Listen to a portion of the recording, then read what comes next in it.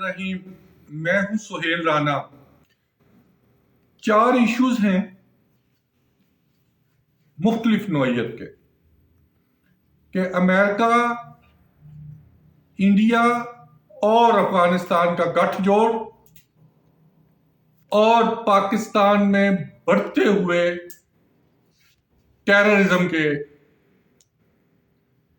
Second, army chief نے 2 روز پہلے ایک بیان دیا کہ میں خط نہیں ملا اور نہ میں پڑھوں گا اور میں گورنمنٹ کو بھیج دوں گا۔ اور تھرڈ کہ یہ قوم 4 قومیں پاکستان میں بستی ہیں، پنجابی، بلوچی، پٹھان اور سندھی۔ ان کو کیسے ڈیل کیا جاتا ہے اور پھر آگے کیسے لایا مرتب کیا جاتا ہے۔ فرسٹ، آرمی چیف کچھ لوگ یہ کہہ رہے ہیں، فرما رہے ہیں کہ یہ تو اوپن خط تھا اور اوپن خط تو ڈاکیا نہیں لے کے جاتا۔ کچھ کہہ رہے ہیں کہ آرمی چیف کو مجبور کر دیا آئی کے نے ریئیکٹ کرنے پہ۔ سٹنگ آرمی چیف نے کوئی غلط بات نہیں کہی، انہوں نے سمپل سی بات کہی ہے کہ خط آیا تو میں پرائم منسٹر کو روانہ کر دوں گا، اور prime minister, sitting government, ex prime minister کا جواب دے، کیونکہ وہ بینگ آرمی چیف وہ کوئی حکومت تو نہیں کر رہے، وہ پارٹ اینڈ پارشل ہے، ایک ستون ہے اور ایک ادارے کو ہیڈ کر رہے ہیں، ان کا جواب بنتا ہی نہیں ہے۔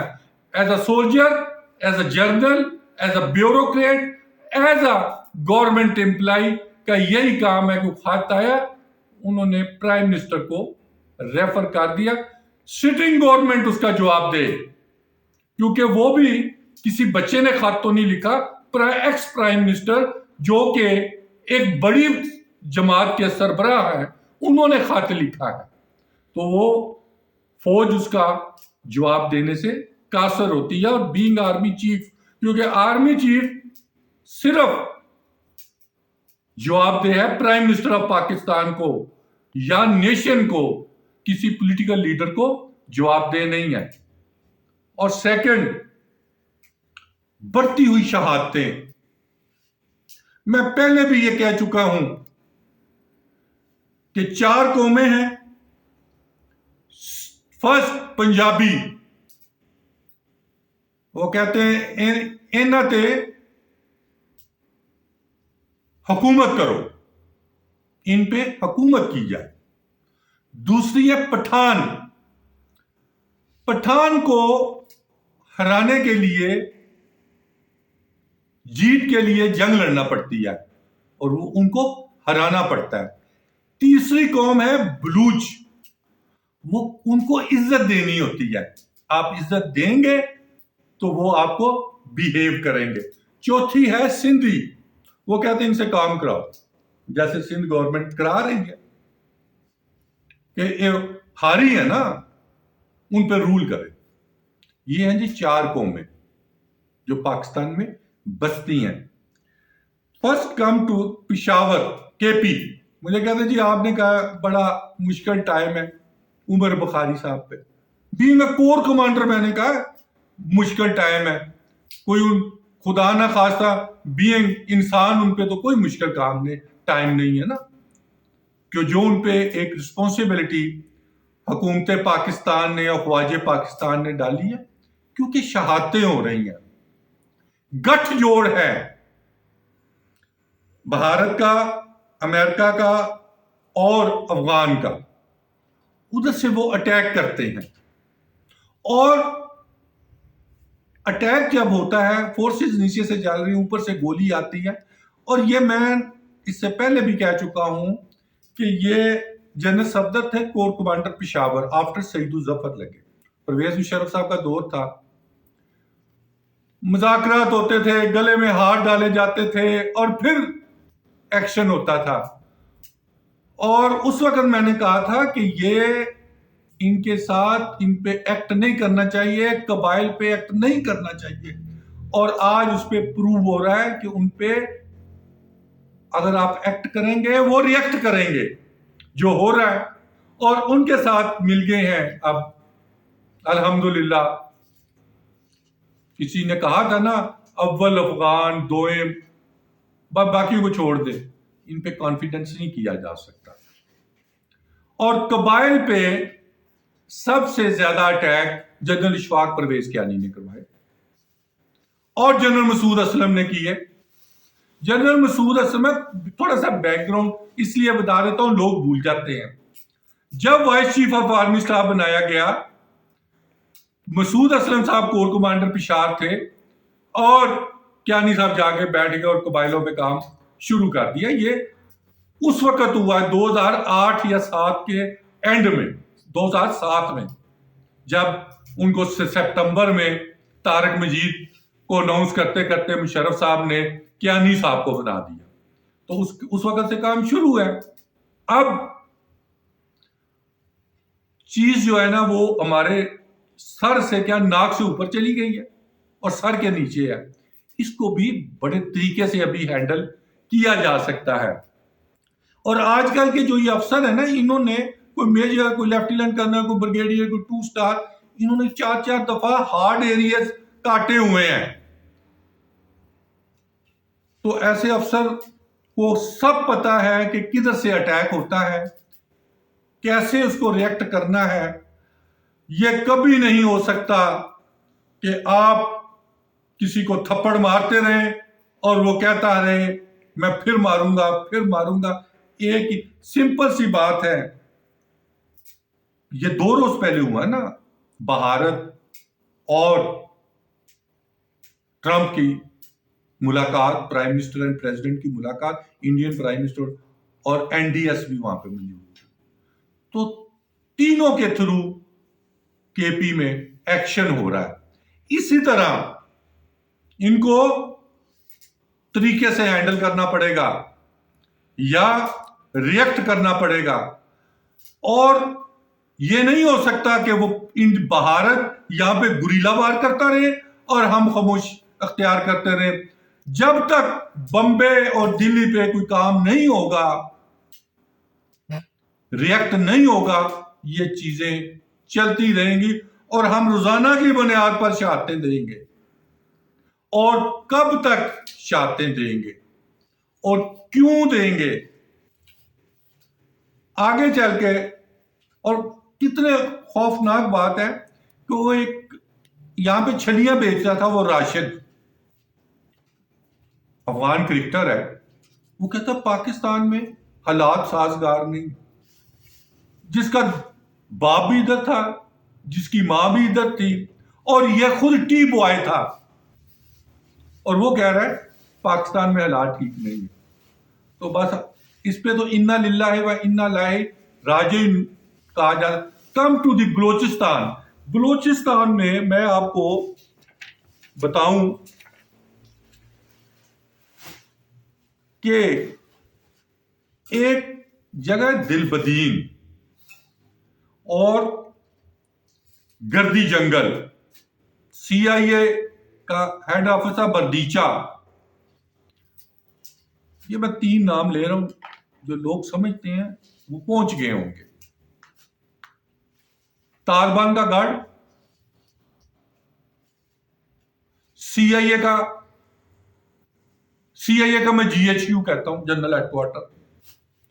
अफसरान कैसे होते थे वहां पे, मैं एक मिसाल दूंगा। Shamim Haider Y core commander Balochistan थे, और कमांडेंट जो गुलबदीन था, अटैक कैसे रोकते थे। मैंने कहा ना, बलोच को इज्जत दें, आप पठान को फतह करें। تو وہ جب کوئی سردار لے کے جاتا تھا نا نارکوٹکس اس کی گاڑی میں پڑی ہوئی ہے اور وہ اپنی فیملی کے ساتھ ہے، تو جو وہاں کا کمانڈنٹ ہوتا تھا نا وہ بیٹھا ہوتا تھا، وہ اشارہ کرتا تھا کہ ان کو جانے دیں، چلی جاتی تھی۔ وہ سردار واپس آتا تھا دوسرے دن اور ان کو اس کمانڈنٹ کو کہتا تھا، یہ کمانڈنٹ میں کوئی 3 سٹار کی بات نہیں کر رہا، نہ 2 سٹار کی بات کر رہا ہوں، یہ بریگیڈیئر اور فل کرنل کمانڈنٹ ہوتے ہیں وہاں پہ، لیکن وہ آنےسٹ تھے۔ ایف سی کی میں بات کر رہا ہوں، اور F C core commander Balochistan کو کانوائی کرتی تھی، ان کی ایک عزت تھی وہاں پہ۔